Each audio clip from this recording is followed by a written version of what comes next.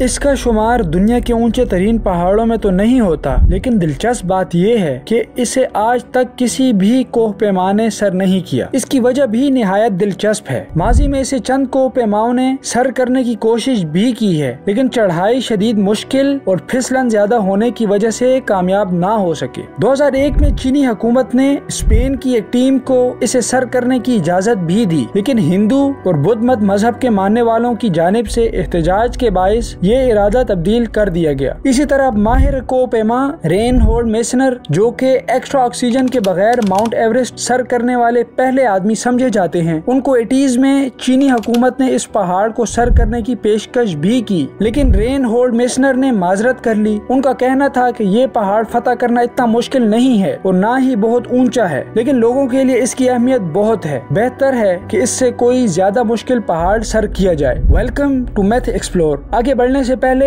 Video को like and channel को subscribe कर दें। दोस्तों, हम बात कर रहे हैं दुनिया के सबसे पुरस्कार पहाड़ कैलाश माउंट की। अपनी जगह बदलने वाला पहाड़ या पुरस्कार पहाड़, इन नामों से भी ये जाना जाता है। कैलाश तिब्बत चीन में 21,778 फुट या 6,638 मीटर ऊंची चोटी का नाम है। ये हिंदू, बुद्ध, जैन और बोन मजाहिब के नजदीक एक मुकद्दस पहाड़ समझा जाता है। इस पहाड़ की बर्फों से ब्रह्मपुत्रा, सतलज और सिंध जैसे अजीम दरिया शुरू होते हैं। भगवान शिव का मस्कन और ब्रह्मपुत्रा, सतलज, सिंध और करनाली नदियों का जरिया ये पहाड़ कैलाश वो जगह है जिसे दुनिया का मरकज और जन्नत की सीढ़ी भी कहा जाता है। इंतहाई मुकद्दस पहाड़ तिब्बत के जनूब मगरबी हिस्से में वाक़े है, जो हिंदुस्तान के कमाउन के इलाके से मुंसलिक है। ये वो मकाम है जहाँ आसमान जमीन से मिलता है। हिंदुओं की मुकद्दस किताबों के मुताबिक अगर कोई इस पहाड़ के गिर्द चक्कर लगाए तो उसके गुनाह मिट सकते हैं। हिंदू, जैन, तिब्बती, बुद्ध और बोन मजहब के लोग कैलाश पर्वत की डिविनिटी पर पुख्ता यकीन रखते हैं। ताहम बहुत से सीक्रेट्स ऐसे हैं जो कैलाश सिलसिलों में चोटी के गिर्द छुपे हुए हैं, जो हमेशा के लिए चांदी के घने बादलों के नीचे छाए हुए हैं। नाजरीन, कैलाश माउंट के सीक्रेट्स स्कॉलर्स और रूहानियत तलाश करने वालों को यकसा तौर पर मुतवज्जा करते रहते हैं, क्योंकि यह मुकद्दस चोटी अब भी ऐसी जगह है जहां इंसानी कदम आज तक नहीं पहुंच सके। बहुत से मजाहिब में काबिल एहतराम पहाड़ कैलाश के अफसाने अजीब और गरीब वाकयात की कहानियों से भरे पड़े हैं। मुख्तलिफ साइंसदानों की तहकीक के मुताबिक ये बताया गया है कि कोह कैलाश आसमानी कुर्रा यानी द सेलेस्टियल स्फीयर की गर्दिश का ऑर्बिट है। हिंदुओं की मुकद्दस किताब वेदों में लिखा है कि पहाड़ कैलाश आसमान और जमीन के दरमियान एक सीढ़ी है। सफेद बर्फ की चादर ओढ़े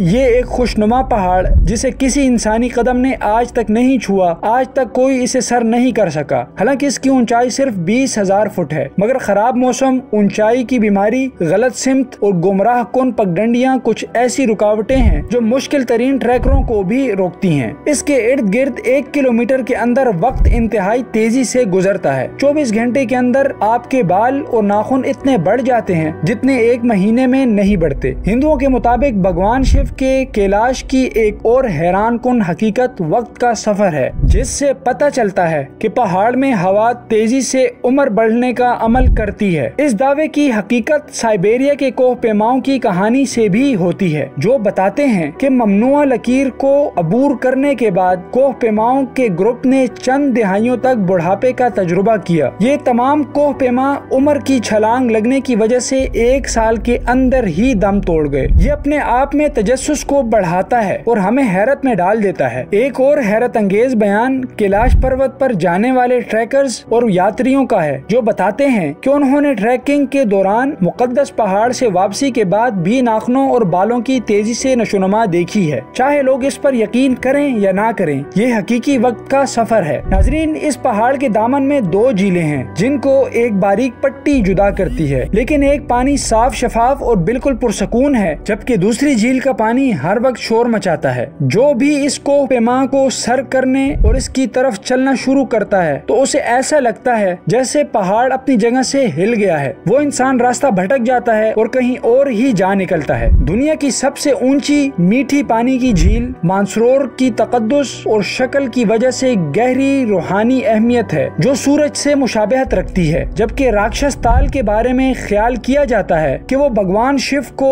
खुश करने के लिए रावण की शदीद तपश से निकली है और उसे नमकीन पानी से नवाजा गया है। यह हिलाल के चांद की तरह दिखती है। दोनों झीलें रोशनी और अंधेरे को जाहिर जाहिर करती हैं मस्बत और मनफी तवानाइयाँ जो जमीन को घेरे हुए हैं। नाज़रीन, हर साल बहुत से अकीदतमंद मानसेरो झील की ज़ियारत करते हैं। उनका ख्याल है कि वो उन्हें गुनाहों से रिहाई और बीमारियों से शिफा बख्शती है। बाज़ साइंसदानों का ख्याल है कि ये पहाड़ नहीं बल्कि एक पिरामिड है, यानी एहराम है। सदियों से एहराम की शक्ल का पहाड़ कैलाश ने बहुत से साइंसदानों को बर्फ की मोटी तह के नीचे लपेटे पुरस्कार राजों पर तहकीक के लिए अपने शहर में जकड़ा रखा है। रूसी साइंसदानों का एक नजरिया ये बताता है कि कैलाश को शक्ल और जसामत के लिहाज से इतना कामिल है कि ये कुदरती हाथों से बमुश्किल ही तराशा हुआ नजर आता है। दूसरे साइंसदानों का ये कहना है कि ये पहाड़ मिस्र के एहराम या कैथेड्रल के साथ हैरत अंगेज मुमासलत रखता है। इस पहाड़ के करीब जाने पर बहुत सुरीली और कभी बहुत डरावनी आवाज सुनाई देती है। कुछ लोगों ने इस पहाड़ से नीली रोशनी निकलते देखने का दावा भी किया है। दरअसल इस पहाड़ के हिंदू और बुद्ध मजहब में बहुत अहमियत है। हिंदुओं का मानना है कि लॉर्ड शिवा इसकी चोटी पर बैठे इबादत कर रहे हैं। दूसरी जानिब बुद्ध मत में माना जाता है कि ये पहाड़ खुशी के बुद्धा का घर है, इसलिए हर साल बड़ी तादाद में लोग इस पहाड़ तक का सफर करते हैं और अक्सर नंगे पांव इसका चक्कर भी लगाते हैं। ये रिवायत हजारों साल से कायम है। इसका एक चक्कर तकरीबन 52 किलोमीटर पर तवील है। दूसरी जानिब अकीदतमंदों का दावा है कि गुनाहों से मुकम्मल तौर पर पाक इंसान ही इसे सर कर सकता है। ऐसे में उस इंसान को बर्फ से भरे और कठिन रास्तों पर जाने की जरूरत नहीं पड़ेगी, बल्कि वो परिंदे का रूप धारेगा